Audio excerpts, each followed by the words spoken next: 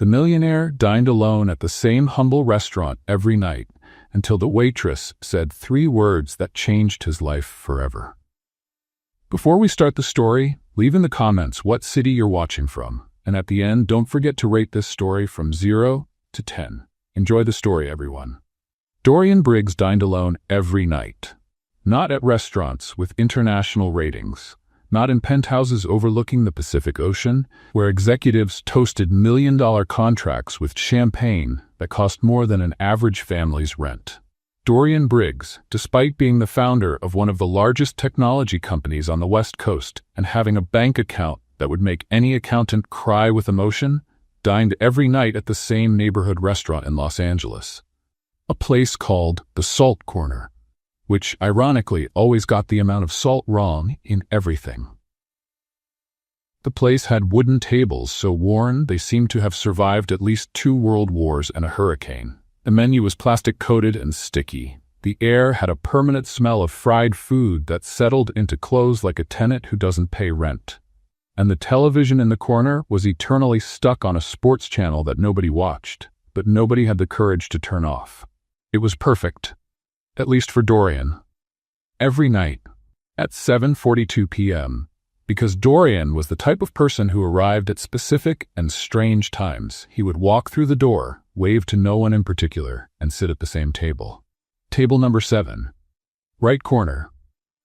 Against the wall, with a faded painting of a boat that looked like it had been painted by someone who had never seen a boat in their life. He always ordered the same thing, steak with potatoes. No variation. No adventure. No asking, what does the chef recommend today? Because, honestly, the chef was a gentleman named Gus, who recommended everything with the same phrase, "It's fresh, I think."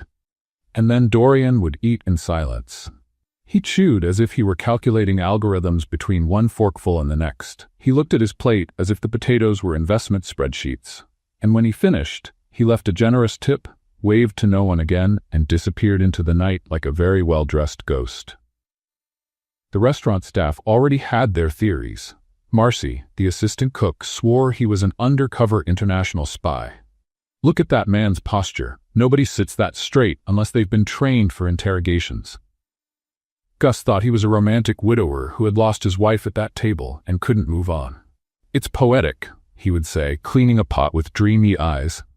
Tragic and poetic. Benny, the stock boy, was convinced he was a robot from a technology company conducting human behavior tests in the wild. Have you noticed he never blinks when he's cutting his meat? Never. Blinks. And then there was Callie Rivera. Callie was the night shift waitress, and unlike the rest of the staff, she didn't have wild theories. Callie had bills to pay, a mother with too many opinions about her love life, and a natural talent for talking to anyone in any situation. Anyone except the silent man at table number 7. Not that she didn't try. In the first month, she approached with her professional smile and asked if he wanted to see dessert. He said no, thank you, in a way so polite and so empty it felt like she had offered him a life insurance contract. In the second month, she tried to make small talk about the weather. He looked at the window, said, "It's adequate," and went back to staring at his plate as if the potatoes had offended his family.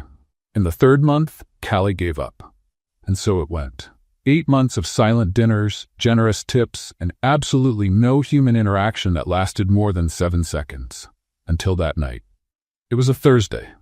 Callie was exhausted. The shift had been chaotic. A group of lost tourists who ordered tacos at a restaurant that clearly didn't serve tacos, a child who spilled juice on 3 different tables, and Marcy burning the special sauce for the second time that week because she was too busy watching cat videos on her phone. Callie just wanted the clock to strike midnight so she could go home, put her feet up, and watch anything that didn't require her ability to fake sympathy. And then Dorian Briggs walked in. Even from across the room, Callie noticed something was different. He didn't walk with that perfect posture of his. His shoulders were slightly curved, as if carrying something invisible and heavy. He sat at table number 7, but didn't pick up the menu he didn't even need, since he always ordered the same thing. He just sat there, staring at nothing. Callie served the steak automatically. She placed the plate in front of him, with the professionalism of someone who had made that movement 8,000 times. And then she was turning to leave. When it happened, Dorian reached out to grab the water glass, but his movement was strange, inattentive, as if his mind were on another continent. His fingers slipped. The glass tipped over. The water spread across the table, soaking the cloth napkin and dripping onto the floor. And Dorian didn't react. He didn't call anyone, didn't apologize, didn't try to clean it up. He just sat there staring at the water dripping as if it were a metaphor too deep for anyone present to understand. And then he sighed. It wasn't a normal sigh. It was the kind of sigh that seemed to come from the depths of his soul, dragging along all the things the person couldn't say. It was the sigh of someone who was very, very tired of something no one could see. Callie grabbed a cloth and approached. She began cleaning the table in silence, gathering the pieces of soaked napkin. She could simply leave afterward. It was protocol. Clean, smile politely, ask if he needed another glass, and move on with life. But something about that sigh made her stop. She looked at him, really looked, and saw what no one in the restaurant had seen in 8 months, an exhausted man pretending to be fine. And before she could think, before she could calculate whether it was appropriate or not, Callie said the 3 words no one had ever said to Dorian Briggs. "Are you okay?" The silence that followed was so thick you could cut it with the steak knife that was still untouched on his plate. Dorian raised his eyes, and for the first time in 8 months, he really looked at her. Not through her, like he did with everyone. Not beyond her, like someone already thinking about the next thing. He looked at her and said nothing. 5 seconds, 10 seconds. Time stretched absurdly. Callie immediately began to regret it. Why did she have to open her mouth? Why couldn't she just be a normal waitress who cleans tables and pretends customers are furniture that tips? She was about to apologize, say it wasn't her business, that he could ignore the question, when Dorian did something unexpected. He blinked, and Callie could swear she saw his eyes get moist for a fraction of a second. He began, and his voice came out hoarse as if it hadn't been used for anything but commands and instructions for a long time. Nobody asks me that. Callie didn't know what to say, so she did what she did best, used humor to hide the discomfort. Well, considering you seem to have a grudge against that plate for 8 months, I figured it was time someone asked. She pointed to the untouched steak. Seriously, what did the meat do to you? You look at it like it owes you money. Dorian looked at the plate, looked at Callie, and then did something no employee of that restaurant had ever witnessed. He laughed. It was a short laugh, almost surprised, as if his own body had forgotten how to make that sound. But it was a laugh, real, human. And something changed there. Callie didn't know what. Maybe nothing. Maybe everything. Maybe it was just a strange Thursday she would forget next week. But when Dorian finally answered, his voice was different, softer, less machine, more person. "No," he said honestly. "I'm not okay. Haven't been for a long time, I think." Callie nodded, not with pity. Not with that poor thing look people make when they want to seem empathetic. Just with understanding. "Well," she said, tucking the cloth into her apron, "at least you know. That's something." And then she walked away, went to the counter, and came back with a new glass of water. "On the house," she said with a half smile, "since you kind of drowned the other one." Dorian took the glass, and for the first time in 8 months, he didn't look like a well-dressed ghost dining alone. He looked like someone who had finally been seen. Callie spent the entire night thinking about that laugh. It wasn't normal. She served dozens of customers per week, heard bad jokes, forced smiles, drunken laughter. But that short, surprised laugh from Dorian Briggs kept hammering in her head like a catchy song that won't go away. Maybe because it seemed like the first real laugh he'd had in years. Or maybe because Callie urgently needed a social life that didn't involve analyzing lonely customers at 11 at night. The next morning, she woke up convinced she had imagined everything. The dramatic sigh, the spilled glass, the vulnerable confession. She was probably too tired, and her brain had created a romantic soap opera where there was nothing but a strange guy who liked steaks. He probably wouldn't even come back today. Or he would come back and pretend nothing happened, like any sensible person would do. At 7:38 p.m., the restaurant door opened. 4 minutes earlier than normal. Callie noticed the instant Dorian Briggs walked in, as if he were late for a meeting that didn't exist. He was different. Not in his clothes, still impeccable, still looking like he'd stepped out of a fashion magazine for executives who hate smiling. The difference was in his eyes. They swept the restaurant too quickly, as if searching for something. Or someone. And then they found Callie at the counter, and immediately shifted to the ceiling. Callie almost let out a laugh. The man who probably commanded meetings with international investors had just looked at her and panicked like a teenager who sees the girl he likes in the school hallway. He walked to table number 7 with a stiffness that bordered on comical. He sat, straightened the silverware that was already perfectly aligned, straightened it again, and then stared at the plastic-coated menu as if he were reading a 500-page legal document. The same menu he'd ignored for 8 months because he always ordered the same thing. Callie decided this was going to be fun. She grabbed the notepad, adjusted her apron with deliberate calm, and walked to the table with all the professional posture she could muster. "Good evening, sir. Welcome to the Salt Corner." Her voice was as formal as a bank secretary's. "Have you decided what you're ordering?" Dorian looked up from the menu. The confusion on his face was almost adorable. "The usual." "And what would the usual be, sir?" He blinked. "Twice. The steak, with potatoes." "Excellent choice." Callie wrote it down as if it were completely new information. "How would you like your meat cooked?" "Medium." "Side dish?" "The potatoes?" "Beverage?" Dorian stared at her as if she'd asked for the theory of relativity in Mandarin. "Water." "Sparkling or still?" "Still." "With ice or without ice?" "With." "Lemon?" "What?" "Lemon. In the water. We have lemon. We also have orange, but honestly I don't recommend it because Gus squeezes it by hand and sometimes he forgets to wash first." Dorian opened his mouth, closed it, opened it again. "No lemon." "Perfect. Your order will be out in 15 minutes. Callie smiled with a politeness so exaggerated it bordered on teasing. "Anything else?" "No, thank you." She turned and started walking back to the counter, mentally counting the seconds. 1, 2, 3. "Foo. Actually." Callie stopped, turned slowly, one eyebrow raised. Dorian had his hand in the air as if he'd forgotten what he was going to say in the middle of the movement. He lowered his hand, raised it again, lowered it. "I wanted to." He cleared his throat. "About yesterday." "Yesterday? The question that you asked?" "I asked a question?" Dorian's eyes narrowed slightly.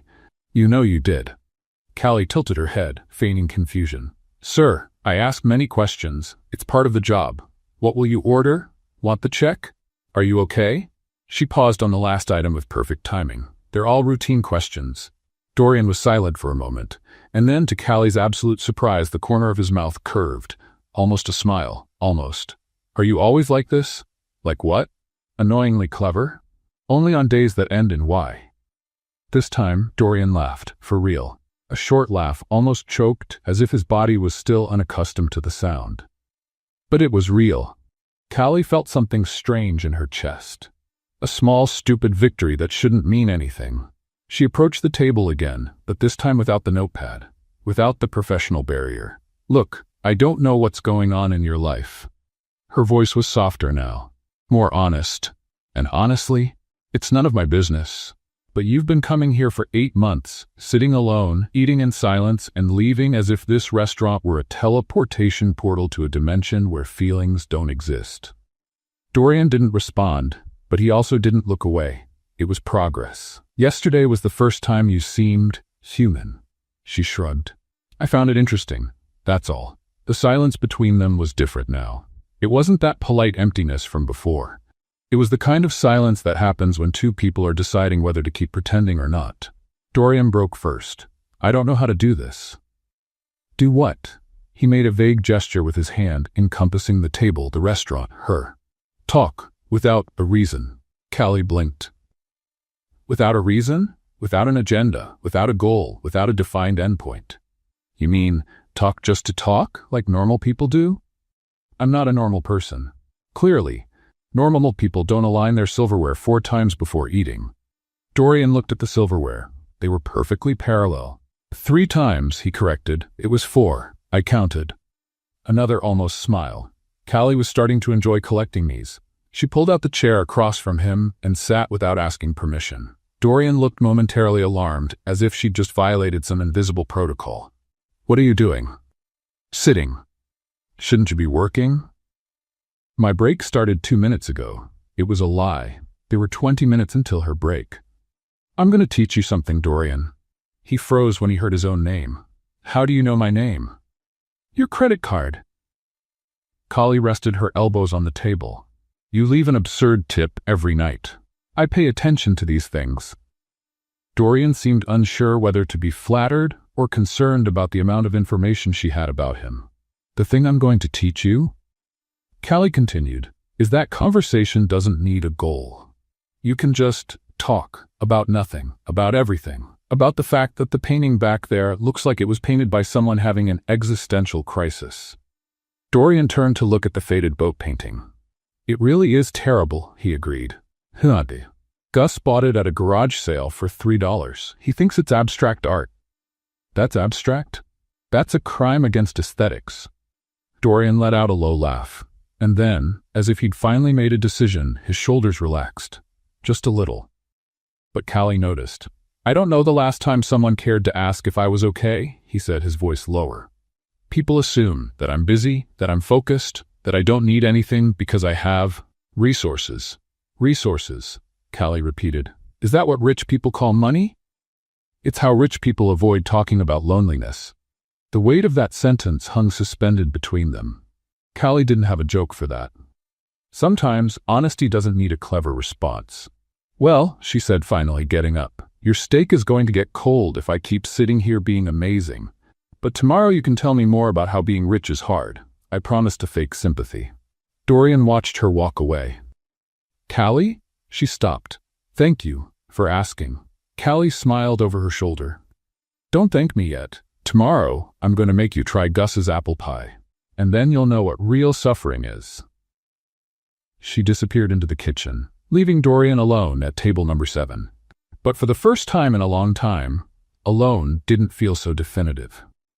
He didn't know it yet, but tomorrow would bring something neither of them expected.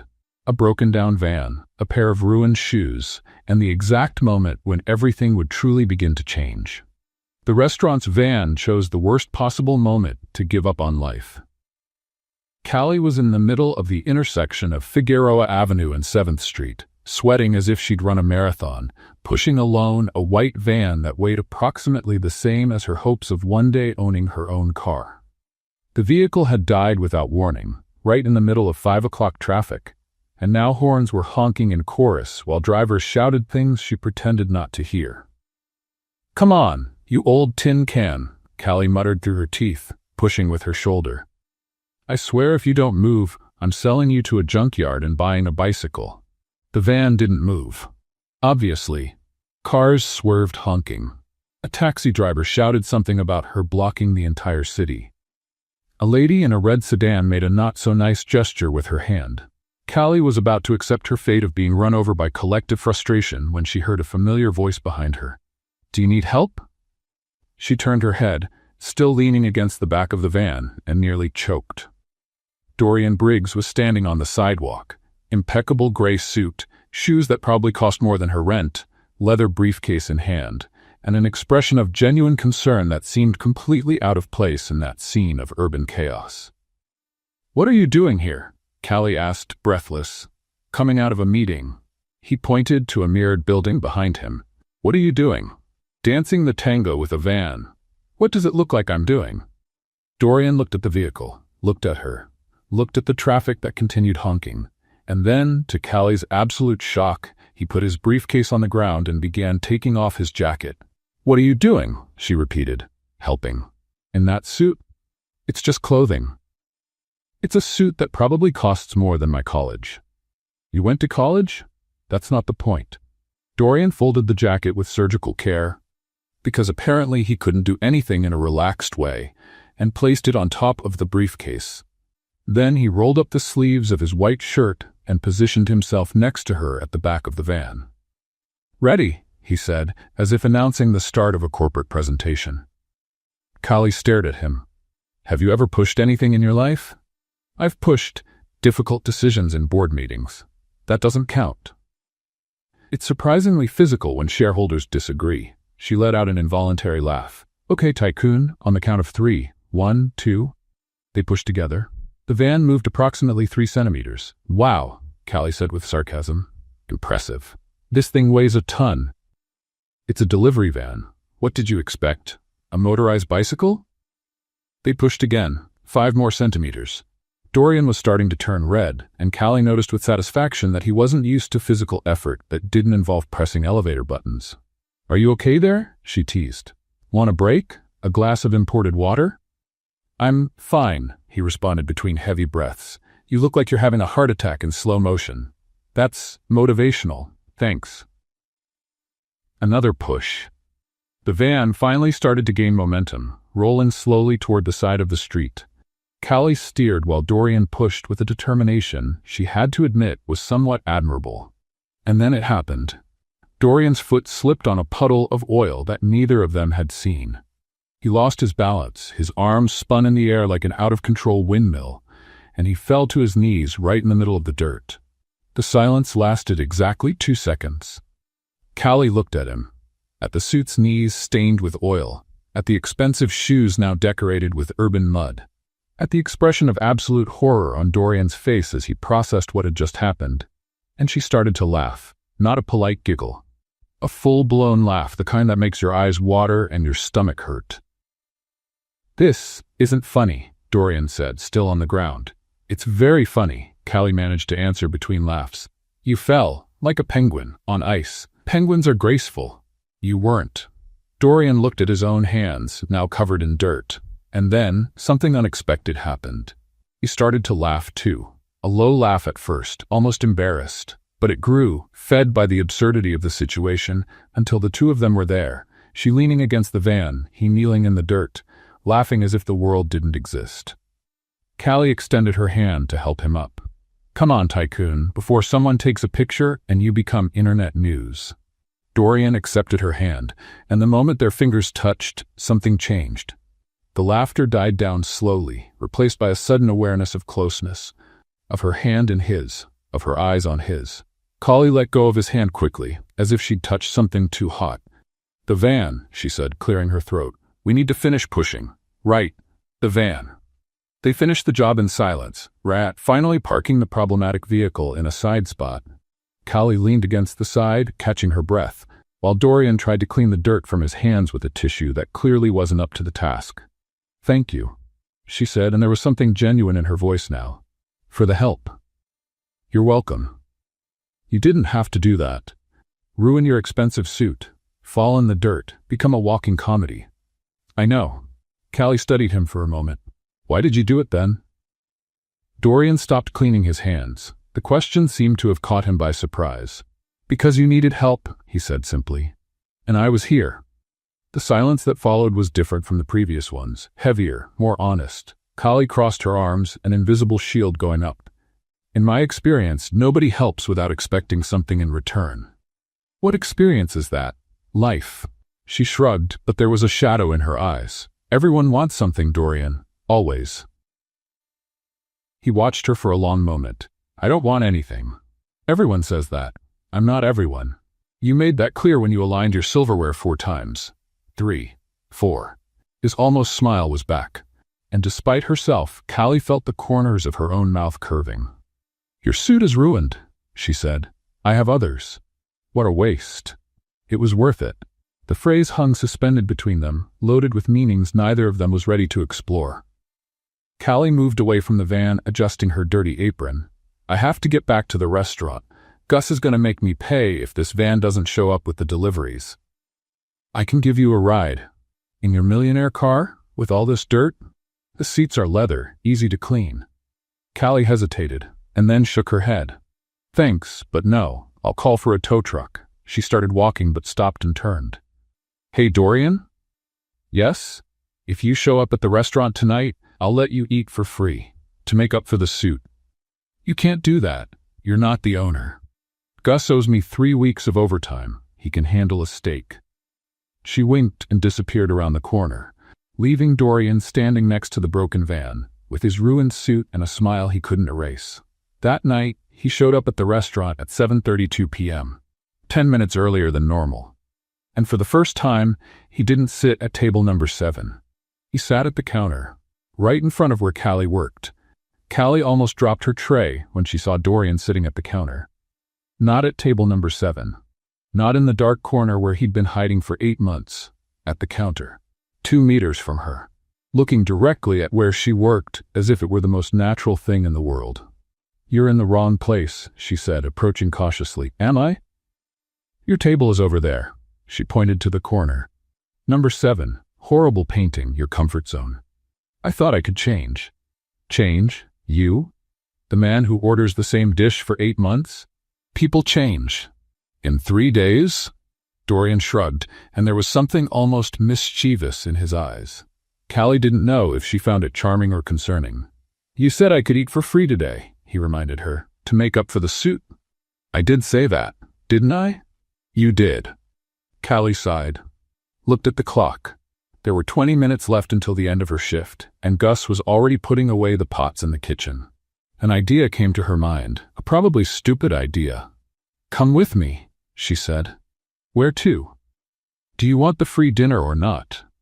Before he could answer, she was already walking toward the back of the restaurant. Dorian hesitated for exactly 2 seconds before following her. And that's how Dorian Briggs ended up sitting on a plastic bucket turned upside down in the middle of a kitchen that smelled like fried onions and questionable decisions. "Is this sanitary?" he asked, looking at the bucket with suspicion. The word sauce was written in permanent marker on the side. It was washed. Callie lit the stove with the ease of someone who did this in their sleep. "Probably. Probably. Do you want free dinner, or do you want a sanitary inspection report?" Dorian opened his mouth to respond, but decided it was safer to stay quiet. The kitchen was tiny. Pots hanging on rusty hooks, a refrigerator that made a suspicious noise every 30 seconds, and a window that faced an alley where someone had parked a bicycle without a wheel. It was the complete opposite of any place Dorian frequented, and strangely he was enjoying it. "What are you going to make?" he asked, watching Callie gather ingredients. "Pastel." "Pastel?" "Yes, pastel, food, fried dough with filling. You know what a pastel is, right?" "I know what a pastel is. Are you sure? Because you're looking at this dough like it's a corporate merger contract." Dorian looked at the dough she was rolling out. It was yellowish, thin, and honestly looked like an alien document. "My grandmother's recipe," Callie continued, working while she talked. "She made it every Sunday when I was a child. Passed down to my mother. Passed down to me. Family heritage in fried form." "Does your grandmother still make it?" "She passed away 5 years ago." Her voice didn't tremble, but Dorian noticed an almost invisible pause in her hands. "I'm sorry." "Don't be.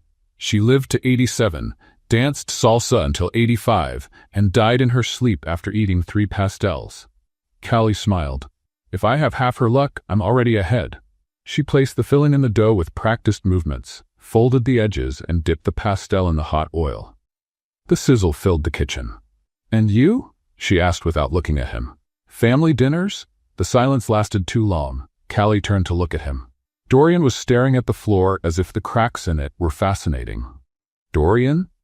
"I don't have many memories of having dinner with anyone," he finally said. "My parents worked a lot. I ate dinner alone most nights, with the babysitter when there was one, with the television when there wasn't. And now I eat dinner alone by choice." He gave a humorless smile. "Or at least that's what I told myself." Callie took the pastel out of the oil, placed it on a paper plate, and handed it to him. "Well, today you're having dinner with me, on a bucket, in the back kitchen of a questionable restaurant." She smiled. "It's better, isn't it?" Dorian looked at the pastel, looked at her, and something in his eyes softened. "It's better," he agreed quietly. He took the pastel with both hands, as if it were a precious relic, and then tried to cut it with the side of the plastic fork Callie had given him. She watched for 3 seconds before starting to laugh. "What are you doing?" "Cutting." "You don't cut a pastel. You bite it." "But it's hot." "That's how it works. You blow on it and bite, like a normal human being." "I could burn myself." "You could also get run over crossing the street, but that doesn't stop you from leaving the house." Dorian stared at her with an expression of slight indignation. Then, with all the dignity he could muster, he raised the pastel to his mouth, blew as if he were blowing out birthday candles, and took a tiny bite. The expression on his face changed instantly. He stopped chewing. This is incredible. I know. No, you don't understand. This is genuinely the best thing I've ever eaten. You eat at $200 a plate restaurants, and none of them taste like this. Callie felt her face heat up and pretended to be busy putting away ingredients. It's just a pastel. It's not just a pastel, He took another bite, bigger this time. It's like there's history inside. She stopped moving. That phrase caught her off guard. My grandmother used to say that, Callie murmured. That real food carries history, memory, affection. She was right. Their eyes met. The kitchen seemed to have shrunk, the air denser, the silence more present. Callie realized she was holding her breath. Dorian noticed too. Callie, The kitchen door burst open. Callie, did you see where I put the... Gus stopped mid-sentence, looking at the scene. Callie standing. Dorian sitting on a bucket. Oil still hot on the stove. What's going on here? Nothing, Callie said too quickly. Why is there a customer in my kitchen? He's not a customer. I mean, he is, but why is he sitting on the sauce bucket? It was washed, Dorian offered. Gus looked at him, looked at Callie, looked at the half-eaten pastel. Is this the steak guy? Gus? The guy who comes every day and never talks to anyone? Gus, please. The guy Marcy thinks is a spy? Dorian raised an eyebrow. Spy? I don't think you're a spy, Callie said quickly. Marcy thinks so. She also thinks the moon is fake, so don't take it seriously. Gus crossed his arms, but there was an amused gleam in his eyes. Well, spy, if you're going to stay in my kitchen, at least wash the pots. He pointed to the pile in the sink. Callie, your shift ended 10 minutes ago. And then he left, leaving the door swinging. The silence lasted 2 seconds. Dorian looked at the pile of pots, looked at Callie. He was joking, right? With Gus, you never know. Dorian finished the pastel in silence.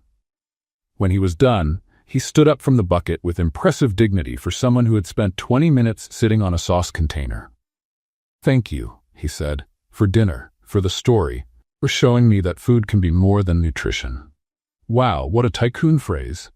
I am a tycoon. Phrases like that are expected. Callie laughed and realized with a jolt that she was really laughing, not out of politeness, not for work, because she wanted to. Tomorrow, Dorian said, walking to the door. I'm taking you to dinner. I work tomorrow. After work. It'll be late. I know places that are open late. Callie crossed her arms. What kind of places? Dorian smiled. A real smile, full, that transformed his entire face. Places that aren't $200 restaurants, I promise. He left before she could respond. Callie stood in the empty kitchen, the smell of fried food still in the air, the sauce bucket in the corner, as a silent witness. She didn't know what was happening between them. But for the first time in a long time, she wanted to find out. What she didn't know was that someone else was also about to find out. And that person had perfectly painted nails, a poisonous smile, and a past with Dorian that wasn't over yet. The next day, Callie still couldn't stop thinking about the dinner in the kitchen. The pastel, the sauce bucket, Dorian's smile when he said he was going to take her to dinner somewhere that didn't cost $200. She had spent the entire night tossing and turning in bed, trying to convince herself that it didn't mean anything. He was just a strange customer, a lonely millionaire, no big deal. So why had she tried on 3 different blouses before coming to work? Pathetic. The shift started quietly. Callie looked at the door every 5 minutes, pretending she wasn't looking. Pretending she wasn't waiting for anyone specific. At 7:42 p.m., the door opened. Dorian walked in with his annoyingly precise timing, waved discreetly at her and sat at the counter, no longer at table number 7. That was already becoming a habit. A dangerous and pleasant habit that Callie didn't want to admit she was enjoying. The usual? She asked, approaching. The usual. You know the menu has other options, right? I like consistency. You like boredom. Boredom is underrated. Callie rolled her eyes, but she was smiling when she turned to write down the order. It was at 8:15 that everything changed. The woman who walked into the salt corner looked like she'd gotten the address wrong by about 15 neighborhoods. The door opened and a cloud of expensive perfume invaded the restaurant as if it owned the place. High heels that probably cost more than the broken van.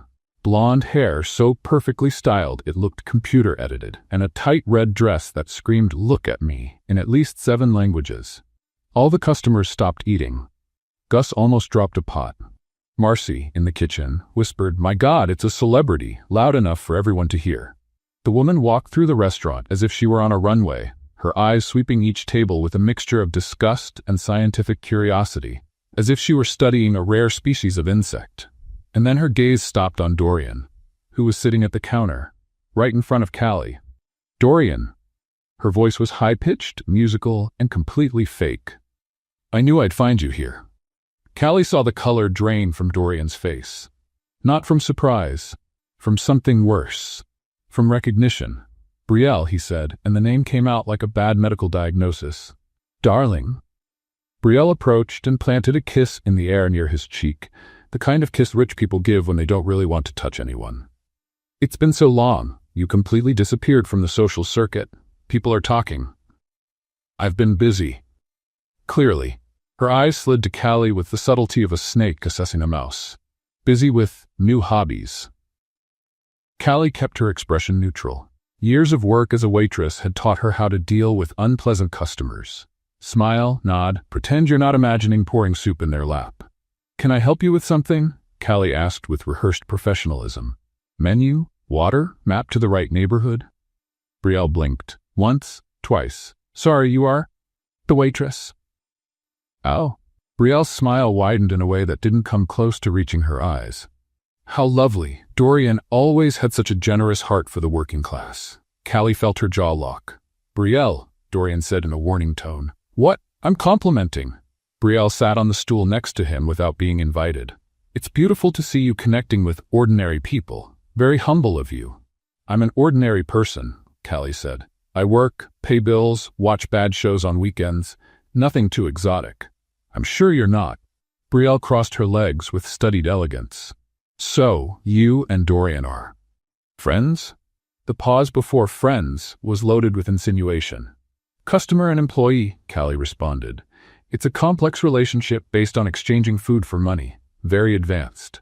Dorian coughed something that sounded suspiciously like a disguised laugh. Brielle didn't find it funny. "Funny."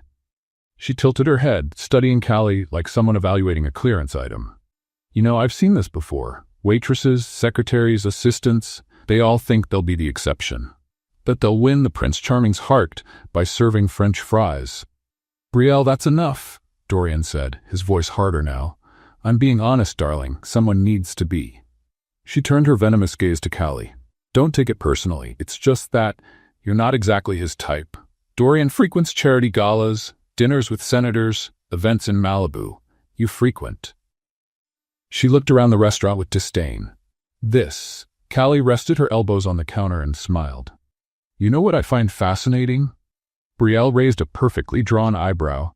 "What?" "You walked into a restaurant you clearly considered disgusting, in a neighborhood that's obviously not yours, dressed like you're going to a red carpet, just to find an ex-boyfriend who eats dinner alone eating cheap steak." Callie tilted her head. "That says a lot more about you than about me." The silence that followed was delicious. Brielle opened her mouth, closed it, opened it again. "I didn't." "And another thing," Callie continued, relentless. "You may have shampoo commercial hair and a magazine dress, but you're sitting here on a plastic stool, trying to intimidate a waitress you just met. If that's not insecurity disguised as superiority, I don't know what is." Marcy, who had appeared in the kitchen doorway to watch, let out a low "ooh" that echoed through the restaurant. Dorian was looking at Callie as if she'd just solved an impossible equation. Brielle stood up, her face red matching the dress. "Dorian, are you going to let her talk to me like that?" "She didn't say anything that wasn't true," he replied calmly. Brielle's jaw dropped. "You're kidding. Why did you come here exactly?" Dorian turned to face her. "We broke up 2 years ago. You made it very clear that I was emotionally unavailable and incapable of prioritizing relationships." "Your words. I was angry when I said that." "You were right." Brielle blinked, confused. "What?" "I was emotionally unavailable. I'm still working on it." Dorian looked briefly at Callie, and there was something vulnerable in that look. "But that's not your business anymore." "Dorian?" "Good night, Brielle." It was a dismissal. Clear, polite, but final. Brielle stood there for a moment, processing, then her face closed into something cold and calculated. "You're going to regret this," she said quietly. "Both of you." And then she turned on her expensive heels and marched to the door, the perfume leaving a poisonous trail through the restaurant. The door slammed. The silence lasted 3 seconds. "Wow," Marcy said from the kitchen. "That was better than a soap opera." "Marcy, get back to work," Gus shouted from somewhere. Callie let out the air she didn't know she was holding. Her hands were shaking slightly, adrenaline still running. "I'm sorry," Dorian said. "For her, for all of that. You didn't do anything, but it was my past that showed up to haunt your present." "Pasts do that," Callie shrugged. "Mine shows up in the form of overdue bills. Yours shows up in the form of showroom dolls with poison in their purse." Dorian let out a surprised laugh. "Showroom doll? Did you see that dress? It was brighter than my financial future." He laughed again, and this time the sound was light, genuine, without the weight it normally carried. "Callie? Thank you for not letting yourself be intimidated. Please, I deal with drunk customers at 2 a.m. A jealous ex-girlfriend is nothing." Dorian watched her for a long moment. There was something new in his eyes, something that looked dangerously like admiration. "Is dinner still on?" he asked. "After your shift?" Callie pretended to consider. "Depends. Will there be more ex-girlfriends showing up dramatically?" "I hope not." "Then it's on." She went back to work, pretending her heart wasn't beating faster than normal. What she didn't see was Brielle standing on the other side of the street, phone in hand, eyes fixed on the restaurant window. Some people don't accept dismissals gracefully. And Brielle Stanton had just declared war. Callie's shift ended at 11 p.m., and Dorian was still there. After the hurricane named Brielle, he had stayed at the counter, eating his steak in silence while Callie served other customers. It wasn't a strange silence. It was the kind of comfortable silence of two people who had just survived a battle together and didn't need words to process it. When she took off her apron and put away her notepad, he got up from the stool as if he'd been waiting for that moment all night. "Ready?" he asked. "For what?" "Dinner, I promised." Callie looked at the clock on the wall. 11:03. "Dorian, it's 11 o'clock. What restaurant is open now?" "I know some places." "Like what? Exclusive clubs with 6-month waiting lists?" "I was thinking of something more discreet." "Discreet?" Callie crossed her arms. "Does that mean an armored car with a driver and champagne in the cup holder?" Dorian opened his mouth to respond, but hesitated. "Maybe." "I knew it." "What's wrong with comfort?" "Nothing. If you're a diplomat fleeing a war zone." Callie grabbed her purse from the employee locker. "Look, I appreciate the invitation, but I'm not the type of person who's comfortable in places where you need 3 forms of identification to get in." Dorian watched her for a moment. "Then you choose." Callie stopped. "What? The place. You choose." He shrugged, trying to look casual and failing miserably. "I'm up for anything. Anything? Anything. Even if it's strange? Especially if it's strange." Callie studied his face, looking for signs of anticipated regret. She found none. A slow smile spread across her face. "Okay, Tycoon, but don't say I didn't warn you." 20 minutes later, they were standing in front of a taco stand on the corner of Alvarado Street and 7th. The stand was small, noisy, and had a line of at least 15 people who clearly didn't care that it was past midnight. The smell of seasoned meat and grilled onions hung in the air like an invitation. Christmas lights blinked around the awning, even though it was the middle of March. Dorian was looking at the scene as if he'd just landed on another planet. "This is," he began, "beautiful, magical, the best place in the world." I was going to say unexpected. Unexpected is good. Unexpected means you're learning. They got in line. Dorian was visibly uncomfortable, adjusting his jacket collar as if that would protect him from something. "Relax," Callie said. "Nobody here knows who you are." "That's not it." "Then what is it?" Dorian looked at the stand, at the people eating standing up, at the cook's hands handling the food without gloves. "Is it sanitary?" Callie let out a laugh so loud that the woman in front of them turned to look. "My God, you really are from another world." "It's a valid question. Dorian, this place has been around for 30 years. If it wasn't sanitary, it would have closed already. Or people developed immunity. Do you want to leave?" He looked at her, at the challenging smile on her face, at the eyes shining under the blinking Christmas lights. "No," he said, "I want to stay." When it was their turn, Callie ordered 4 tacos, 2 beef, 2 chicken, and 2 bottles of Mexican soda that Dorian had never seen in his life. "What is this?" he asked, holding the bottle as if it were an archaeological artifact. "Soda. Orange, made with real sugar, not that chemical substitute you rich people use to pretend you're being healthy." "I don't pretend to be healthy." "You align silverware and eat the same dish for 8 months. That's the behavior of someone who controls everything. Or someone who found what works. Or someone who's afraid to try new things." Dorian opened his mouth to retort, but Callie was already pushing a taco toward him. "Eat." He looked at the taco, looked at his hands, looked at the taco again. "I don't have," he made a vague gesture, "protection." "Protection? For my hands." Callie blinked. "You want gloves to eat a taco? It would be more sanitary." "Dorian, it's your own hands touching your own food, going to your own mouth." "But I touched things before." "Like what? Contaminated corporate documents? The car door, the stair railing, the stand counter." Callie reached into her purse, pulled out a small pack of wet wipes and tossed it to him. "Here, clean your hands and stop being dramatic." Dorian cleaned his hands with a dedication that bordered on surgical. 3 wipes, both sides, between the fingers. Callie watched with a mixture of horror and fascination. "You're unbelievable." "I'm careful." "You're neurotic." They're synonyms. Finally satisfied with the level of cleanliness, Dorian picked up the taco, studied it for a moment, and then took a bite. The expression on his face changed instantly. He stopped chewing. "This is incredible." "I know. No, you don't understand." He took another bite, bigger. "This is genuinely one of the best things I've ever eaten." "Better than a $200 restaurant?" "Much better." Callie smiled, satisfied. They ate in silence for a moment, leaning against a pole, watching the city go by. It was almost 1 in the morning, but the street was still alive. Cars, people, music coming from somewhere. "You know what's strange?" Dorian said suddenly. "What?" "I don't remember the last time I laughed like this." Callie turned to look at him. "Like what?" "Loud. For real. Without calculating if it was appropriate or professional." He looked at the taco in his hands, as if the answer was there. "I spend so much time controlling everything that I forgot what it's like to let go. And now? Now I'm eating street tacos at 1 in the morning with a waitress who called me neurotic." He smiled, and it was a real smile, full, that transformed his entire face. "And I don't want to be anywhere else." Callie felt her heart do something strange in her chest, something she wasn't ready to name. "You have sauce," she said, pointing, "on the corner of your mouth."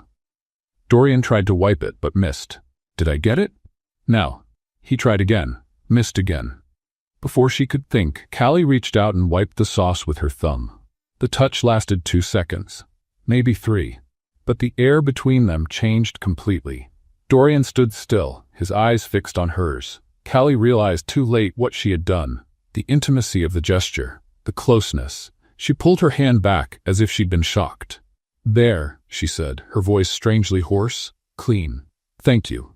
The silence that followed was loaded with something unspoken. Callie cleared her throat. "I should go. I have an early shift tomorrow. I'll drive you." "You don't have to." "I want to."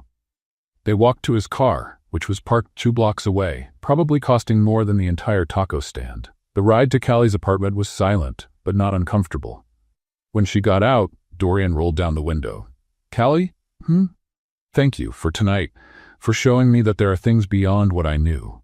She smiled. "Anytime, Tycoon. Tomorrow I'll teach you how to eat a hot dog from a cart. I can't wait." She climbed the building stairs, feeling his eyes on her back, until the door closed.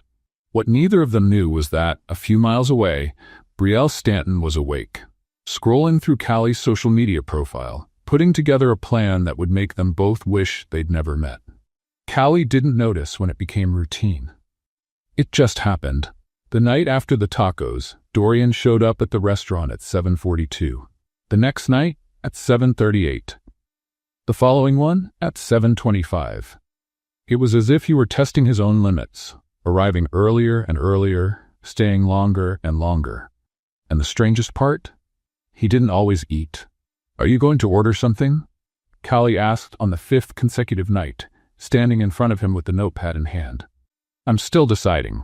You've been looking at the menu for 40 minutes. It's a complex menu. It has 12 items, and you always order the same thing. Maybe today I want to change it up. You're not going to change it up. You don't know that. Dorian, you used 3 wipes to clean your hands before eating a taco. You're not exactly the type who embraces change. He looked up from the menu, and there was something amused there. Steak with potatoes. I know. Callie wrote down the order she already knew by heart and went to the kitchen, trying to ignore the smile that insisted on appearing on her own face. This was dangerous. She knew it was dangerous, but she couldn't stop. The nights began to stretch. At first, it was just the dinners. Then Dorian started waiting for her to finish her shift. He'd sit at the counter, pretend to read something on his phone, and when she took off her apron, he was there. Don't you have a home? She asked one night as she locked the back door. I do. And don't you have things to do there? Like counting money? Swimming in gold coins? That's an offensive stereotype. Is it true? I don't swim in coins. It's too noisy. Callie laughed, and the sound echoed through the empty parking lot. They started walking together after her shift. No destination. No rush. Just walking through the streets of Los Angeles while the city slept and woke up at the same time. It was on one of these walks that Callie decided it was time to expand his education. Okay, lesson number 1, she said, stopping under a streetlight. Basic survival slang. I don't need slang. You talk like a legal document. You do. Dorian crossed his arms, but there was curiosity in his look. Okay, teach me. First word, dude. Dude. Yeah, like friend, buddy, person you like. Dude, Dorian repeated as if he were learning an alien language. Now use it in a sentence. What do you mean? I don't know. Say something you'd say to a friend. Dorian thought for a moment too long. Dear dude, I would like to inform you that. No. Callie was laughing so hard she had to lean against the pole. My God, that was the most corporate thing I've ever heard. What's wrong with it? You can't mix dear with dude. It's like putting ketchup on sushi. People do that. Wrong people do that. Dorian frowned, genuinely confused. So how do I use it? Like, hey dude, what's up? Or thanks dude. Natural, casual. Hey dude, Dorian tried with all the naturalness of a robot learning human emotions. That was better. You're lying. Totally. They laughed together, and Callie realized she was enjoying these moments too much. Too much to be safe. The weeks passed. The conversations got longer, deeper. Dorian began to share things. Fragments of his lonely childhood, the pressure of building an empire, the emptiness that no success could fill. And Callie listened. Because that's what she did. She listened, responded with jokes, and pretended she wasn't falling in love, little by little. It was on a Tuesday night that everything almost changed. They were leaning against the back door of the restaurant, waiting for a storm to pass. The rain was falling hard, creating a curtain of water that isolated the two of them from the rest of the world. You're wet, Dorian said. So are you. I know, it's uncomfortable. You're uncomfortable with everything. Not everything. Callie turned to look at him. He was closer than she'd realized. Close enough for her to see the raindrops in his hair, on his eyelashes, on the curve of his jaw. What are you comfortable with? She asked, her voice lower than she intended. With you. The answer was simple, direct, and completely unexpected. The air between them became dense. Callie felt her heart race, her stomach knot, all the cliched sensations she'd always thought were exaggerated in romantic movies. Dorian leaned in, just a little, enough for her to feel the warmth of his breath. Callie pulled back. I can't, she said, her voice trembling. Dorian stopped immediately. I'm sorry, I didn't mean to. That's not it. She ran her hand through her wet hair, frustrated. It's just, I don't know what this is. For you. What do you mean? I'm a waitress, Dorian. You're, you. She gestured vaguely in his direction. Billionaire, CEO, owner of things I can't even pronounce. That doesn't matter. It does matter. Callie looked at him, and there was pain in her eyes. Old pain from someone who'd been hurt before. I don't want to be a rich guy's temporary story, the fun chapter you tell at fancy dinners. Remember that time I dated a waitress? What a phase. Callie, I've seen it happen. Her voice was firmer now, more defensive. Girls like me who think they're special, who think they'll be the exception. And then one day the guy wakes up and realizes he wants someone from the same world. Someone who knows which fork to use at a gala dinner. I don't care about forks. You align them 4 times before eating. 3. Dorian, that's not the point. He was silent for a moment. The rain kept falling, deafening, and at the same time comforting. You want to know what I see? He finally said. When I look at you? Callie didn't respond. I see the first person in years who asked me if I was okay. The first person who made me really laugh. The first person who made me want to be more than a name on corporate documents. He took a step toward her, but didn't try to touch her. I don't know what this is. I don't know where it's going, but I know it's not temporary, at least not for me. Callie felt her eyes sting. What if you change your mind? What if you change yours? I won't change. Then we're the same. The silence stretched between them, loaded with unexplored possibilities. I need time, Callie finally said, to think. I'll wait. It might take a while. I'll wait anyway. She nodded, unable to look at him. The rain was slowing down, the world coming back to exist around them. Good night, Dorian. Good night, Callie. She went into the restaurant through the back door, her heart heavy and light at the same time. What she didn't know was that, while she was thinking about possibilities, Brielle Stanton was about to destroy them all. And the first message was already being posted. Callie woke up with her phone vibrating non-stop. It was 7 in the morning. Her shift didn't start until 5 in the afternoon. There was no logical reason for someone to be texting at that hour. Unless the world was ending or her mother had figured out how to use the family group chat again. She grabbed the phone with her eyes still closed. 17 messages. 8 notifications from a social media network she barely used. 3 missed calls from Marcy. Something was very wrong. Marcy's first message said only "Don't go on the internet." The second, "Seriously, don't go on." The third, "Okay, you probably already went on. Call me." Callie felt her stomach sink. With trembling fingers, she opened the app, and there it was. A post from Brielle Stanton.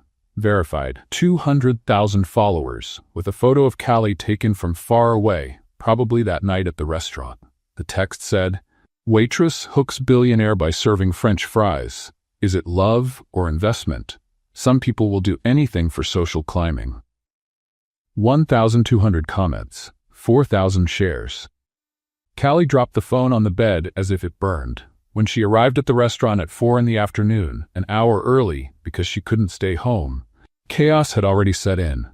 There were people standing on the sidewalk taking pictures.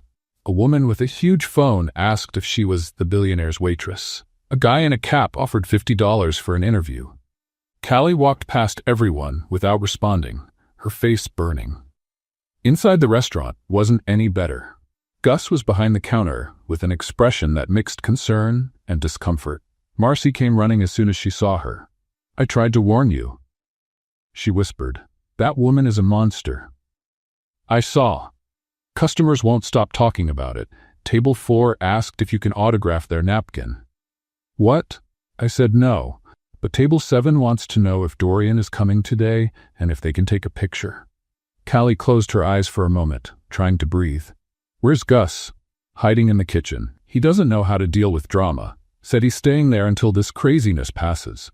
Callie walked to the dining room, and it was like crossing a minefield of stairs. All the customers were watching her. Some with curiosity, others with judgment, a few with pity, and those were the worst. A lady at table 3 waved at her. "Dear, are you the girl from the article?" "There was no article," Callie said in a controlled voice. "It was just an internet post." "Oh, but I read everything." The lady leaned forward, her eyes shining with excitement. "Is it true he gave you a diamond necklace on the first date?" "What?" "No. And that you two ran away together to Las Vegas? We ate tacos at a street stand." "Tacos?" The lady seemed disappointed. "That's it." "That's it." The internet version was more interesting. Callie walked away before she said something she'd regret. The shift was a nightmare. Every 5 minutes someone asked a question. A teenager asked to take a selfie. A man in a suit asked if she was available for other billionaires. A woman asked what the secret was to hooking a rich guy because she'd been trying for years without success. By 8 p.m., Callie was at her limit. That's when she saw the kitchen staff standing at the door, looking at her. "Marcy? Benny?" Even Gus, who had finally come out of hiding. They weren't laughing. They weren't asking questions. They were looking at her with pity. And that was worse than any mean comment. Callie felt the air leave her lungs. She mumbled something about needing a minute and ran to the employee bathroom. She locked the door, leaned against the cold wall, and cried. It wasn't the dramatic movie kind of crying. It was silent, muffled, the kind you learn to do when you don't want anyone to hear. Tears ran down her face while she bit her fist to muffle the sobs. She had spent years building a simple life, working hard, not asking anyone for anything. And now, because of a few weeks with a guy she didn't even know was her boyfriend, everything was falling apart. There was a knock on the bathroom door. Callie? It was Marcy's voice. Dorian is here. Callie quickly wiped her face. Tell him I can't talk right now. He looks worried. Marcy, please. There was a pause. Okay? Callie waited 5 minutes, 10, 15. When she finally came out of the bathroom, Dorian was still there, sitting at the counter, his face tense with worry. He stood up as soon as he saw her. Callie, I saw what she posted. I've already contacted my lawyers. We can... No. What? I said no. Her voice was firm, but her eyes were still red. I don't want lawyers. I don't want lawsuits. I don't want any more of this. But she can't just... She already did, Dorian. It's already done. Callie crossed her arms, protecting herself. And it's going to keep happening. As long as I'm near you, there will always be someone wanting to destroy me. I can protect you. You can't protect me from being who I am. She let out a bitter laugh. A waitress? No money, no connections, nothing that makes me belong in your world. You belong in my world because I want you in it. But I don't want to. The words came out before she could stop them. I don't want to be a joke. I don't want people to look at me with pity. I don't want to spend the rest of my life proving I'm not with you for money. The silence between them was devastating. What are you saying? Dorian asked, his voice low. I'm saying this was a mistake. Callie felt the tears come back, but refused to let them fall. We both knew it was. We just pretended we didn't. Callie? Please leave. No. Dorian? No. He took a step toward her. I'm not leaving because one mean person posted lies on the internet. I'm not giving up because it got difficult. But I am. Callie stepped back. I'm giving up because I need to protect myself. And you should understand that. The pain on his face was almost unbearable to see.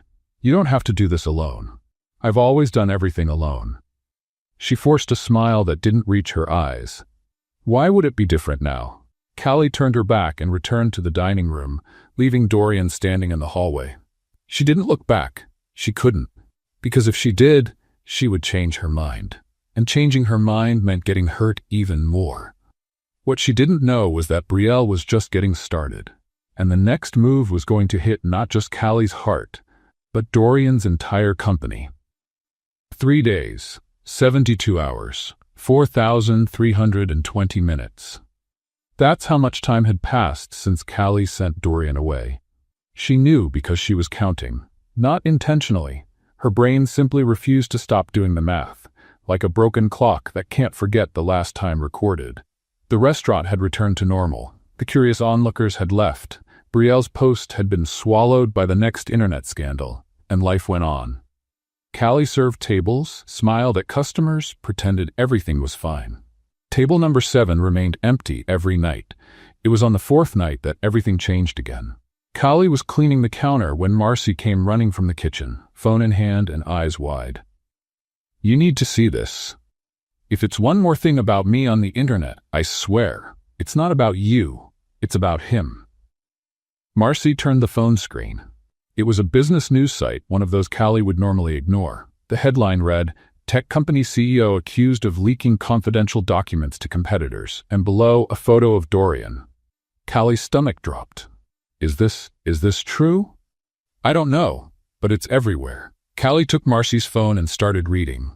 The accusations were serious. Leaked internal documents, confidential information sold, possible Securities and Exchange Commission investigation.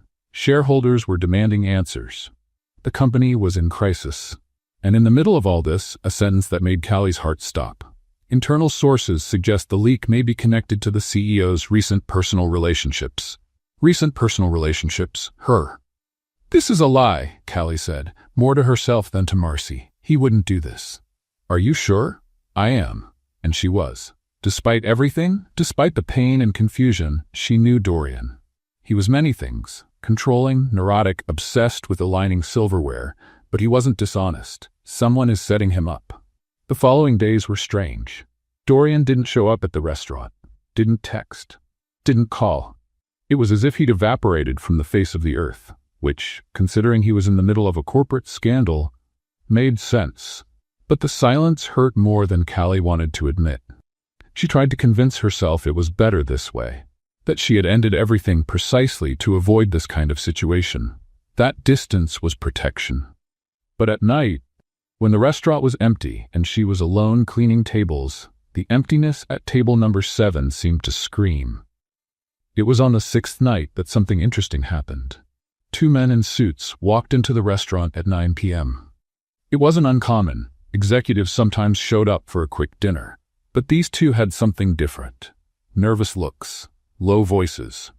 And when they sat at the table near the window, they only ordered coffee. Callie didn't pay much attention at first. She was too busy pretending she didn't care about the news on the corner TV, showing another update about the Briggs scandal. But then she heard a name. Brielle. Callie froze halfway to the kitchen. Discreetly, she began cleaning the table next to them, pretending to be busy while sharpening her ears. She guaranteed it would work, one of the men was saying, his voice low but not low enough. Said she had access to everything. And now, if they discover the connection, they won't discover it. She's careful. And the IT guy already deleted the traces. Still, if Briggs finds out she was behind it, he won't find out. He's too busy trying to save his own company. Callie felt her blood run cold. Brielle, access, leak. The pieces began to fit together in her head like a macabre puzzle. She slowly moved away, her heart beating so hard she was sure they could hear it. She went to the kitchen, grabbed her phone, and wrote down everything she heard. Dates, phrases, descriptions of the men. It wasn't proof. Not yet. But it was something. When she returned to the dining room, the men had already left. They left $10 on the table, generous tip for 2 coffees, and no trace besides the empty cups. Callie looked at the TV in the corner. The news was still talking about Dorian. They showed images of him entering a building, surrounded by reporters, his face tense and closed. CEOs are all the same when they get nervous, Marcy commented, walking past her. Look at his face. Looks like he swallowed a lemon. He didn't do this, Callie said quietly. What? Nothing. That night, Callie couldn't sleep. She lay tossing and turning in bed, staring at the ceiling, thinking about Dorian, about Brielle, about the men in suits, about the conversation she'd heard. She had broken up with him to protect herself, to avoid being dragged into his world. And now, ironically, it was precisely that world that was falling apart, and she had information that could help. The question was, what would she do with it? Dorian had chosen to stay away. He hadn't reached out to her, hadn't asked for help. Maybe he was trying to protect her too, or maybe he'd simply given up. Callie picked up her phone, opened the conversation with him. The last message was from 4 days ago. A simple, I understand. I'm sorry that he'd sent after she asked him to leave. She started typing a message, deleted it, typed again, deleted it. This is ridiculous, she muttered to herself. But she couldn't press send. Because sending a message meant admitting she cared. It meant going back on her decision. It meant exposing herself again to the possibility of being hurt. And Callie had already been hurt too much. She put the phone on the nightstand and closed her eyes. Tomorrow. She'd decide tomorrow. But the universe had other plans, because the next morning her phone rang at 6 a.m. It was an unknown number, and the voice on the other end said something that changed everything. Miss Rivera? This is from the legal office of Briggs Company. We need to talk to you. It's urgent. Callie hung up the phone and stared at the wall for exactly 30 seconds. Legal office. Urgent. Miss Rivera. Nobody had ever called her Miss Rivera. Not even the bank manager when she was late on her credit card for 3 consecutive months. She called back. Found out they only wanted to confirm if she had any information about the relationship with Dorian that could be used against him in the case. It was protocol, they said. Legal protection. Callie said she had nothing. Hung up. And then sat on the bed, her heart racing, a decision forming in her head. She had information. Not about Dorian, about who was destroying him. And she wasn't going to stand by and watch. The next 48 hours were the strangest of Callie Rivera's life. First, she went back to the restaurant with a new notebook and a mission. Every time someone in a suit walked in, she paid attention. She wrote down faces, times, conversation fragments. Marcy thought she'd gone crazy. "Are you okay?" Marcy asked on the second night, watching Callie scribble furiously on a napkin. "I'm great." "You're taking notes on a paper napkin. It's an organizational system. It's a sign you need a vacation." Callie ignored her, kept watching. On the third night, the men in suits came back. This time, Callie was prepared. She had her phone in her apron pocket, the recording app open, and an excuse ready to stay near their table as long as possible. "More coffee?" she asked, approaching with the pot. "No, thank you," one of them said without looking at her. "Perfect." People who don't look at waitresses also don't notice when waitresses stay too close. Callie pretended to clean the table next to them while catching fragments of the conversation. She said the IT guy confirmed. The documents already went to her lawyer. "If Briggs doesn't fall by Friday, we'll need another plan." Friday. 3 days. Callie went back to the kitchen with her heart in her throat and 23 seconds of audio on her phone. It wasn't much, but it was something. The problem was what to do with it. She had no connections, no lawyers, no access to the corporate world where Dorian was being destroyed. All she had was a phone with bad audio, a notebook full of confusing notes, and a determination that bordered on madness. The next night, Callie set up her investigation headquarters. On her apartment kitchen table, it was pathetic. Colorful post-its stuck on the wall, lines of string connecting names and dates, a ketchup bottle serving as a paperweight because she didn't have anything better. And in the center of it all, a photo of Brielle she'd printed from the internet. "Okay," Callie said to herself, looking at the organized chaos. "Let's review." She had the conversation she heard the first night, mentioning Brielle and access, the recording from the second conversation mentioning the IT guy and documents, and the theory that Brielle had used some disgruntled employee to leak information and destroy Dorian. What she didn't have: concrete proof, credibility, any reason for anyone to believe a waitress who could barely pay rent. The phone rang. It was Marcy. "What are you doing?" "Investigating." "Investigating what?" "The fall of corporate capitalism." "Are you okay?" "Never been better." "Callie, you're scaring me." "Marcy, I need a favor." Silence on the other end. "What kind of favor? Do you still have that cousin who works with technology? Kevin, the one who got arrested for hacking into the school system to change his grades?" "That's the one." "Why?" "I need him to help me track some things." "Callie, this is crazy." "I know. You could get in trouble." "I know. Dorian isn't even talking to you." "I know," Callie sighed, "but I can't stand by watching him be destroyed for something he didn't do. Not when I know who did it." Marcy was silent for a long moment. "Kevin charges $50 an hour. I have 120 in savings. That gives you 2.5 hours. It'll have to be enough." Kevin, Marcy's hacker cousin, was exactly what Callie expected. A 25-year-old guy with a band t-shirt, greasy hair, and fingers that moved on the keyboard faster than she could follow. "So you want me to trace connections between this woman," he pointed to Brielle's photo, "and employees of this company?" "Yes." "Without any concrete proof besides conversations you overheard?" "Yes." "And you want to do this in 2 hours?" 2.5 hours. Kevin stared at her for a moment, then shrugged. "I've done harder things for less money." 90 minutes later, they had something. It wasn't much, but it was real. Call records between Brielle and an employee in Dorian's company's IT department. Messages on an alternative social network that Kevin managed to access. Don't ask how. And a suspicious bank transfer dated 2 weeks before the leak. "Is this enough?" Callie asked, looking at the screen. "For a court? No."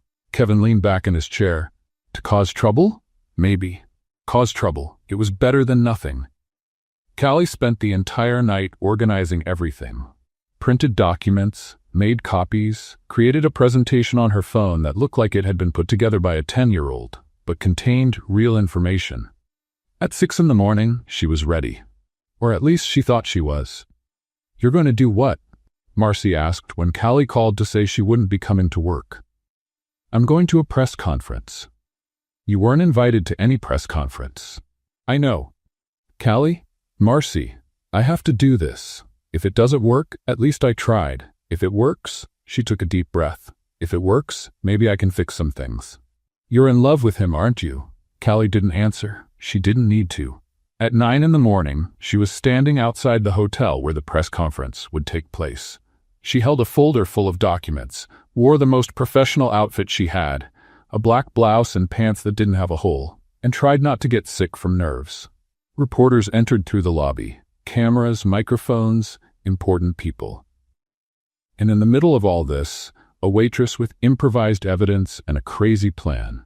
You can do this, she murmured to herself. You can do this. Then she took a deep breath and went in. The security guard at the door stopped her immediately. Credentials? Callie smiled, the most confident smile she could forge. I'm a witness, and I have information that will change everything. The security guard frowned, but before he could respond, a voice sounded behind Callie. Let her in. Callie turned, and there was Dorian, pale, tired, but looking at her as if she were the only person in the world. She's with me, he said. The security guard looked at Dorian, looked at Callie, looked at the crumpled folder in her hands, and stepped aside. Callie entered the hotel lobby feeling like she'd just invaded another planet. Everything was marble, crystal chandeliers, and people in suits that cost more than her car, if she had a car. What are you doing here? Dorian asked quietly as they walked. Saving you. I didn't ask to be saved. You also didn't ask to be destroyed, but here we are. Dorian opened his mouth to respond, but they were interrupted by an advisor with impeccable hair who appeared out of nowhere. Mr. Briggs, the press conference starts in 5 minutes. The lawyers want to review the final statement. Tell them there's been a change of plans. What change? Dorian looked at Callie. I don't know yet, but it's going to be interesting. The press room was packed. Reporters in rows of chairs, positioned cameras, microphones on stands. In the back, an elevated table with seats for Dorian, his lawyers, and company representatives. It was formal, serious, and absolutely terrifying. And in the right corner, sitting as if she owned the place, was Brielle Stanton. Callie saw her at the same instant Brielle saw her. Brielle's eyes narrowed. The perfect smile faltered for a fraction of a second, and then it returned, sharper than before. Dorian, darling. Brielle stood up and walked toward them with the grace of a snake in high heels. What a surprise to see you bringing company. Brielle, Dorian said, his voice icy, and the waitress. Brielle turned to Callie with fake sympathy. Did you come to serve coffee for the journalists? How helpful. Actually, I came to serve the truth. Callie held the folder tighter. But thanks for your concern. The press conference started before Brielle could respond. Dorian went to the main table. The lawyers read statements. Journalists asked aggressive questions. It was exactly the kind of corporate circus Callie had always imagined. Formal, tense, and completely disconnected from reality. She waited, watched, and when the time for open questions came, she raised her hand. The advisor moderating the press conference looked at her with confusion. Which media outlet are you from, miss? The Salt Corner, Callie said. It's a restaurant. We don't have a media outlet, but we have information. Nervous laughter ran through the room. This is highly irregular. I have proof that the accusations against Dorian Briggs are false. Callie's voice sounded firmer than she felt. And I know who's behind the leak. The silence that followed was absolute, and then chaos began. Reporters shouting questions, cameras turning toward her. Dorian's lawyers looking like they were going to have a collective heart attack. And Brielle getting paler by the second. This is absurd, Brielle said loudly, standing up. Who is this woman? Why are you giving attention to a waitress? Callie interrupted, walking to the center of the room. Is that what you were going to say? Because it seems you underestimated what waitresses can observe. She opened the folder. On the 14th of this month, 2 men sat at the restaurant where I work. They mentioned a woman who had access and an IT guy. Callie pulled out the first document. These are call records between Brielle Stanton and Marcus Webb, an employee in the technology department of Briggs Company. Murmurs spread through the room. That doesn't prove anything, Brielle said, her voice trembling slightly. You're right, by itself, it doesn't. Callie pulled out another document. But this is a bank transfer of $15,000 from a shell company account to Marcus Webb's personal account, made 2 weeks before the leak. Coincidence? And this, Callie continued, pulling out a printout of messages, are conversations between you and Marcus discussing the plan and making Dorian pay. The room exploded. Brielle stepped back, her face losing all calculated composure. You hacked my messages? No, you were dumb enough to use a public social network with a fake account. Callie shrugged. Tip. B. Stanton 1990 isn't exactly a creative pseudonym. A reporter in the front row let out a laugh.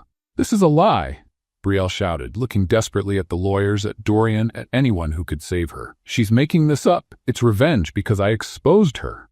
You exposed me for being interested in someone. Callie felt her voice waver, but continued. I'm exposing you for destroying an innocent person's life. I don't think we're on the same level. Brielle took a step toward Callie, eyes flashing. You don't know who you're dealing with, Waitress. I have lawyers. I have connections. You have a fake profile called B. Stanton 1990, Callie interrupted, and apparently the creativity of a potato. Another journalist laughed, then another. Soon, half the room was suppressing smiles. Brielle's face turned red. I'm going to sue you. I'm going to sue that restaurant. I'm going to. You're going to what? One of Dorian's lawyers stood up, adjusting his glasses with a calm that contrasted with the chaos. Miss Stanton, I strongly recommend that you stop talking. Everything you say here is being recorded by approximately 20 cameras. Brielle looked around. The cameras were all pointed at her, red lights blinking, reporters scribbling frantically. This is a setup, she stammered. A setup is what you did to Mr. Briggs, the lawyer responded. And based on the evidence presented, we have enough material for a formal investigation. Corporate fraud, defamation, conspiracy. You can't prove anything. Maybe not, but the police can, and they love cases like this. Brielle went completely pale. It was at that moment that a hotel security guard approached discreetly. Miss Stanton, we're going to need you to come with us. What? Why? There's a legal team waiting to speak with you, and some police officers who would like to ask some questions. Police officers? Leaking corporate documents is a crime, miss. The guard gestured toward the door. This way, please. Brielle didn't move. She seemed frozen, processing the fact that her perfect life was crumbling in real time, in front of cameras, for the whole world to see. This can't be happening, she murmured. This can't. Miss, the guard insisted. Don't touch me. Brielle pushed his hand away. Do you know who I am? Do you know who my friends are? I do, miss, and they're probably watching this live right now. That was the final blow. Brielle looked at the room, at the cameras, at the faces watching her with a mixture of shock and satisfaction, at Dorian, who remained impassive at the main table, at Callie, who was shaking but still standing, and then something broke in her. Fine, she said, her voice suddenly empty. Fine. She started walking toward the door but stopped next to Callie. You think you won? Brielle whispered, low enough for only Callie to hear. You don't belong in his world. You never will. Callie held her gaze. Maybe not, but at least I won't be leaving here escorted by security guards. Brielle opened her mouth to respond, but the guard interrupted her. Miss Stanton, now. And then she was gone. The expensive heels echoed on the marble floor as she crossed the room. 2 guards flanked her. A third followed behind. Reporters kept taking pictures, the sound of clicks creating a humiliating soundtrack for the most pathetic exit Callie had ever seen. At the door, Brielle turned one last time. Her gaze met Dorian's for an instant, and there was something there that looked like regret, or maybe just anger at being caught. And then she was gone. The door closed, and the room exploded in questions again. Callie felt her legs tremble, her hands sweat, her heart beat so hard it felt like it would come out through her throat. She had done it, had said everything, had exposed Brielle in front of the whole world.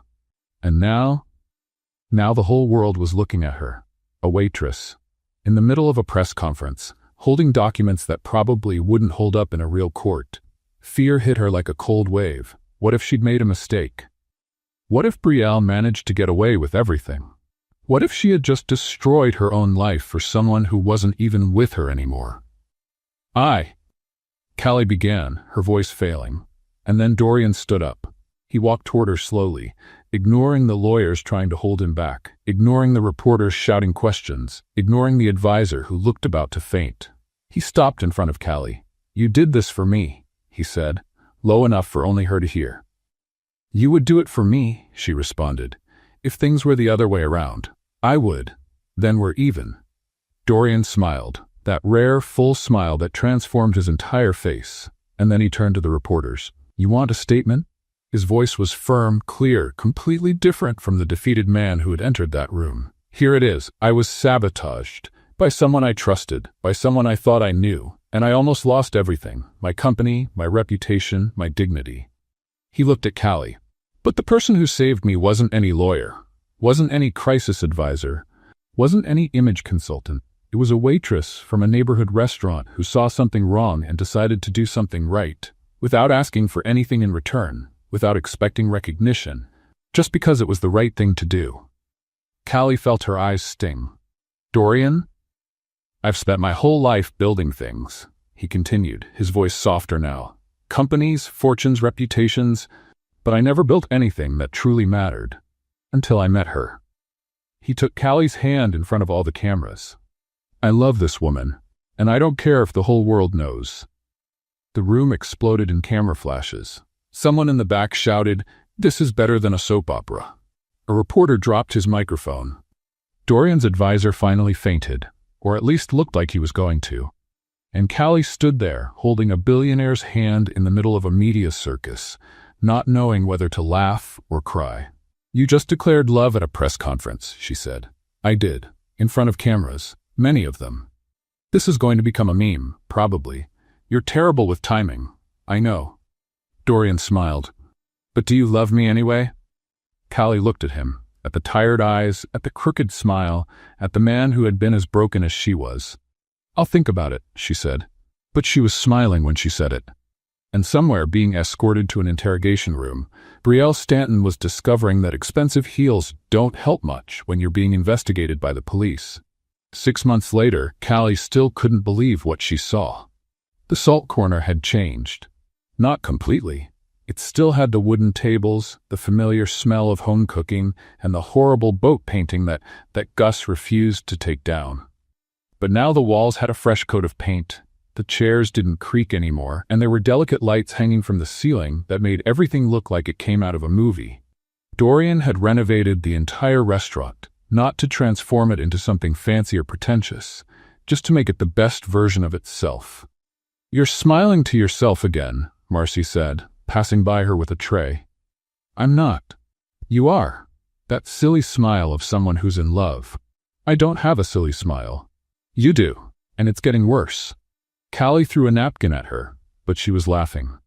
The last few months had been a whirlwind. Brielle was officially charged with conspiracy and corporate fraud.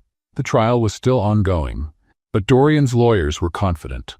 Marcus Webb, the IT employee, had made a deal with the prosecution and handed over everything in exchange for a reduced sentence. The press conference became a meme, as Callie had predicted. "Waitress detective takes down influencer" was trending for 3 days. Someone made a montage of her with a detective hat that got 2 million views. Callie hated and loved it in equal parts.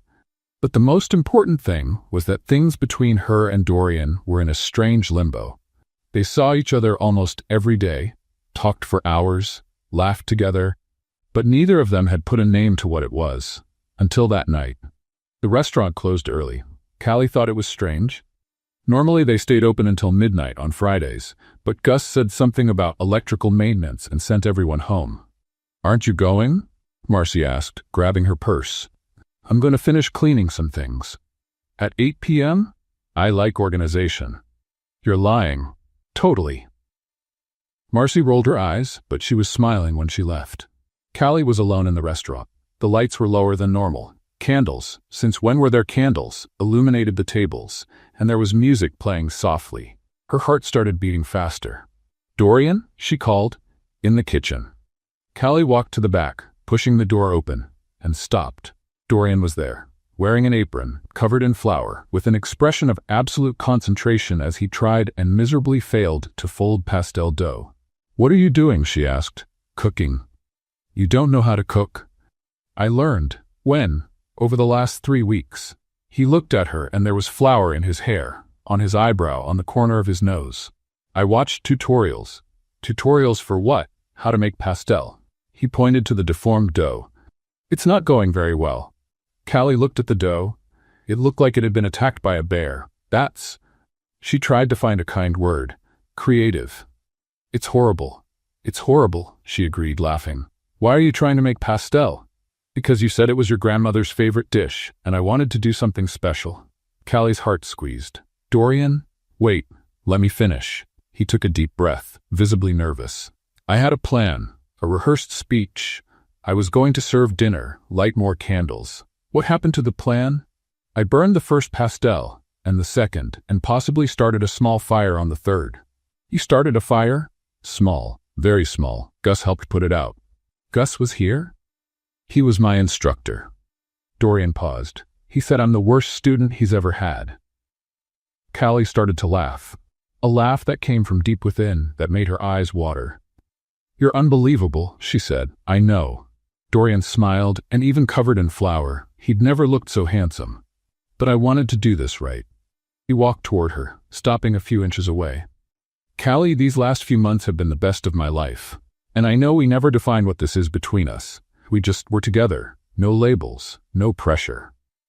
I liked it that way, she said quietly. Me too, but I want more. The air between them became dense. More like what? Callie asked. Dorian took a deep breath. I want to be able to tell people that you're my girlfriend. I want to take you to dinner at places that aren't taco stands at 2 in the morning, although I also want to keep doing that. I want to wake up thinking about you and know I have the right to send silly good morning texts without seeming weird. You already send silly good morning texts. I know, but I get nervous every time. Callie felt her eyes sting. Dorian, I'm not proposing marriage, he said quickly. I know it's early. I know we're still getting to know each other, but I want to do this right. I want to build something with you. Slowly, calmly, one day at a time. He extended his hand to her. Callie Rivera, will you be my girlfriend, officially? With all the complications, world differences, and teasing about silverware alignment included? Callie looked at his hand, at the hopeful eyes, at the man covered in flour who had tried and failed spectacularly to cook for her. You know this is going to be complicated, right? She said. We're from different worlds. People are going to talk. People already talk. I don't care. I'm still a waitress, and I'm still the guy who aligns silverware 4 times. 3. 4. I counted this time. Callie laughed, and realized she was crying too. Not from sadness, from something she couldn't name. Something that felt a lot like happiness. I never imagined this, she said, her voice trembling. Being looked at like this, completely, without having to prove anything. You don't need to prove anything, Dorian said gently. You're already everything I wanted, even before I knew I wanted it. Callie took a deep breath, looked at him one last time, and took his hand. Yes, she said, I accept being your girlfriend, officially, with all the complications included. The smile that spread across Dorian's face was the most beautiful Callie had ever seen. Really? Really, but with one condition. What? You never try to make pastel alone again. That was a humanitarian disaster. Dorian laughed and pulled her into a hug. Callie felt the flour stick to her blouse and didn't care one bit. I adore you, he murmured into her hair. I know. She smiled against his chest. I adore you too, even though you're a disaster in the kitchen. I can improve. No, you can't. True, but I can keep trying. Callie pulled back a little to look at him. That I'll accept. And then she kissed him. There, in the kitchen of the salt corner, surrounded by flour and destroyed dough and the smell of burnt pastel, they began something new. Not a fairy tale ending, just a beginning. An imperfect beginning, messy, covered in flour, exactly as it should be. Outside, through the kitchen window, Gus, Marcy, and Benny watched the scene. I knew it, Marcy whispered. I knew from the first day. You said he was a spy, Benny reminded her. That was past Marcy. Present Marcy always knew it was love. Both of you shut up, Gus said, sniffling suspiciously. Let's give them privacy. They moved away from the window, leaving Callie and Dorian alone. Inside the kitchen, Callie pulled away from the kiss and looked around. You know what's funny? What? All of this started because you spilled a glass of water, Dorian smiled. And you asked if I was okay. 3 words. 3 words that changed everything. Callie intertwined her fingers with his. Are you okay now? Dorian looked at her, at the messy kitchen, at the messy and perfect life that was beginning. Now, he said, I'm better than ever. And for the first time, it was completely true. The end. So what do you think of the story about the millionaire who dined alone and the waitress who had the courage to ask, are you okay? Can 3 simple words really change an entire life? Leave your opinion in the comments. On a scale of 0 to 10, what rating would you give this story? Don't forget to subscribe to the channel and turn on notifications to receive more touching stories like this one. See you in the next one.